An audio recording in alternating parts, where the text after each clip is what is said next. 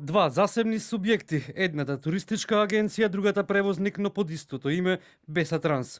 Првата, која го носи името Бесатранс Скопје, е туристичка агенција која организирала патување до Истанбул. Втората е фирмата превозник под истото име Бесатранс БТБ од Скопје.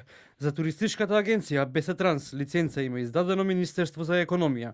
Од Министерство за економија потврдија дека на туристичката агенција им имаат издадено Б лиценца и дека собственик е Беким Хаджију. Бесатранс има Б лиценца издадено во 2020 година.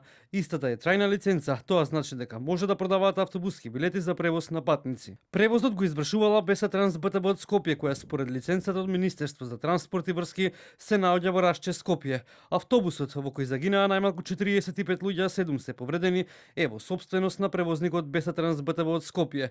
Од Министерство за транспорт и врски не одговорија на колку автобуси на овој превозник им имаат издадено извод од лиценцата. Од транспорт и врски само потврдија дека имаат издадено лиценца за вршење на меѓународен слободен превоз на патници. Со барањето за добивање на лиценца за вршење на меѓународен слободен превоз на патници, превозникот ги исполнил условите за добивање на лиценца и издадена му е лиценца за вршење на меѓународен слободен превоз на патници со важност од 8.8.2018 година до 8.8.2022 година. Од тој момент превозникот се нема обратено до Министерството за транспорт и врски, сектор за патен сообраќај, со поднесено барање за добивање на извод од лиценца за ново набавено возило.